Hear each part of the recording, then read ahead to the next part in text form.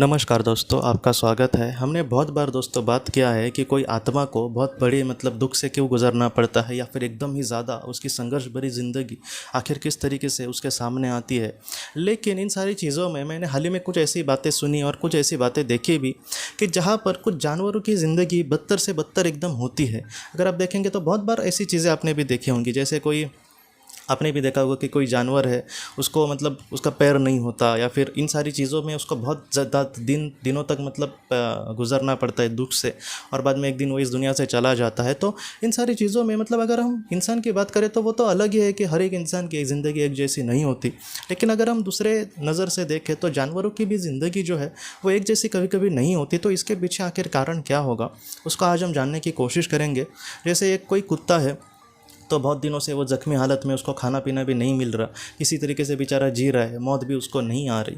तो क्या हो सकता है कारण कि जिसके वजह से जानवरों को भी ऐसे बहुत बार दुख का या फिर ऐसे बुरी परिस्थिति का सामना करना पड़ता है। पहले भी आपको पता होगा, आजकल थोड़ा सा ये कम हो गया, लेकिन आज भी कभी कभी सर्कस में कुछ जानवरों को गुलाम की तरह एकदम ट्रीट किया जाता है, उनसे कुछ काम करवा के लिया जाता है, कभी कभी उनको खाना भी ठीक से नहीं मिलता। तो इन सारी चीज़ों में एक जंगल के शेर को और सर्कस के शेर को उस तरीके से हम नहीं देख सकते। जो सर्कस का शेर है वो एक गुलाम या फिर एक बहुत ही बुरी ज़िंदगी उसके सामने आ सकती है। जब उसको कोई दूसरा निवाले दो देगा तब वो बेचारा खाएगा नहीं, तो उसको खाने भी नहीं मिलेगा। तो ऐसी बहुत सारी चीज़ें होती है दोस्तों। तो इन सारी चीज़ों को आज हम देखने की कोशिश करेंगे। मुझे इसके बारे में बहुत ही ज़्यादा कोई किताब से या फिर किसी से ज्ञान अब तक मिला नहीं है परफेक्टली इस पर, लेकिन फिर भी हमने जो भी चीज़ें जानी हैं आत्मा के लिहाज से, आत्मा के सफ़र से, उससे मुझे जो भी बातें पता चली वो मैं आपको कहने की कोशिश कर रहा हूँ। ज़्यादातर इसके दो कारण होते हैं दोस्तों। पहला, जानवरों के सामने, जानवरों की आत्मा के सामने इसलिए ये दुख आ सकता है क्योंकि हो सकता है कि एक जीवन उन्होंने इंसान का लिया होगा और वहाँ पर उन्होंने बहुत ही ज़्यादा बुरे कर्म किए होंगे, बहुत ही ज़्यादा बुरे कर्म, और इस वजह से उन्होंने समझो बहुत सारे लोगों को मार दिया वगैरह। तो ऐसे वक्त में उनको इंसान का भी शुरुआत में जन्म नहीं मिलता। ऐसे समय में हो सकता है कि उनको जानवरों का जन्म मिले, लेकिन जानवरों का भी जन्म मिला तो भी उनको दोस्तों बहुत बार ऐसे ही एकदम बुरे पल से जाना होगा। जैसे मैं आपको एक उदाहरण देता हूँ। कोई कोई एक इंसान है, उसका एक कुत्ता है या फिर उसकी एक बिल्ली है, और वो बात बात पर उसको मार रहा है समझो। तो ऐसे समय में अगर वो इंसान इस दुनिया से चला गया और उसका बहुत ही ज़्यादा पाप इस कार्य से जमा हो रहा है, अभी जो अपने कुत्ते को या फिर जो अपने पेट को इतना बुरी तरीके से उसके साथ व्यवहार कर रहा है, वो अपने करीबी लोगों के साथ भी बुरा ही व्यवहार करेगा। तो ऐसे समय में उसका बहुत ही ज़्यादा पाप जमा होगा, और उसको उस पाप का क्षालन करने के लिए हो सकता है कि ऐसे बुरे जीवन का चयन करना पड़े, जहाँ पर वो खुद एक कुत्ते का जन्म ले सकता है और उसको ऐसे दुनिया से बहुत ही ज़्यादा बुरी बर्तनों या फिर बुरा बिहेव उसको मिल सकता है, जहाँ पर वो रास्ते पे चुपचाप बेचारा चल के जा रहा है, फिर भी उसको कोई पत्थर मार रहा है। तो ऐसी जो चीज़ें हैं हो सकता है कि उसके कर्मों के वजह से उसके पीछे आए।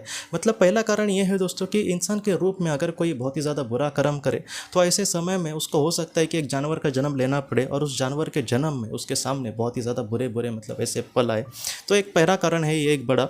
और दूसरा कारण ये भी हो सकता है दोस्तों, संतोष जोशी नाम के एक बहुत बड़े पास्ट लाइफ रिग्रेशन थेरेपिस्ट है, उन्होंने भी एक बात कही है कि जैसे आत्मा, जब उसकी एकदम आत्मा की शुरुआत होती है, इंसान के रूप में हमारा जब जन्म होता है, वैसे ही आत्मा के रूप में जब आत्मालोक में जन्म होता है, तब शुरुआत में उसको पेड़ पौधे, वनस्पतियाँ, इनका जन्म मिलता है, और बाद में धीरे धीरे उसको जानवरों का जन्म मिलता है, प्राणियों का जन्म मिलता है, और बाद में जब उसमें एक विकसित स्तर पर वो पहुंच जाए उसके बाद उसको इंसान का जन्म मिलता है।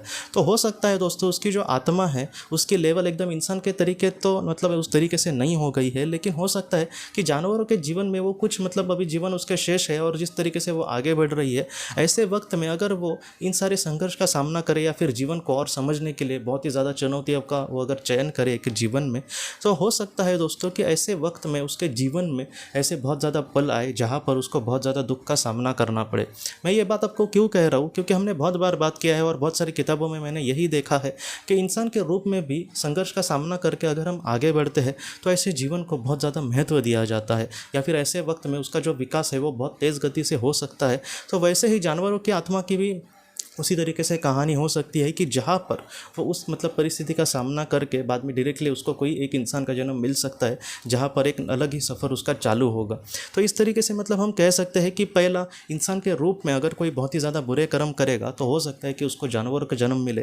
लेकिन दूसरे केस में दोस्तों ये भी हो सकता है कि उसने इंसान का तो जन्म नहीं लिया, लेकिन फिर भी उसने जानबूझ के ऐसे संघर्ष का सामना करने की चुनाव किया है, क्योंकि वो आगे बहुत ही जल्दी बढ़ना चाहती है वो आत्मा, या फिर वो बाद में डायरेक्टली इंसान का जन्म ले सकती है। तो ये महत्वपूर्ण 2 कारण हो सकते हैं दोस्तों। मैं आपको सच कहता हूँ कि इसके और भी मतलब हो सकता है कि तीसरे चौथे और भी ऐसे महत्वपूर्ण कारण हो। इसके बारे में फ़िलहाल मुझे मतलब कोई जानकारी ऐसी डायरेक्टली नहीं मिली, लेकिन फिर भी मुझे कोई नई जानकारी इसके बारे में मिली तो आपके साथ मैं ज़रूर वो शेयर करूँगा दोस्तों।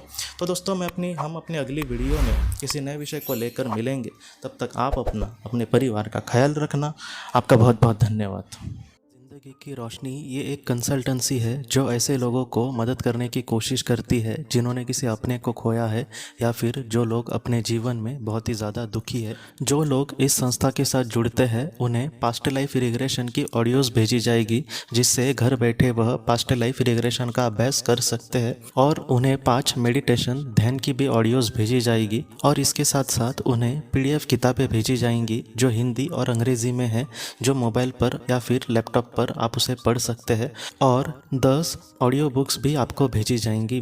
तो दोस्तों, अगर आप इस संस्था के साथ जुड़ना चाहते हैं तो कृपया इस नंबर पे व्हाट्सएप मैसेज करें। आपका बहुत बहुत धन्यवाद।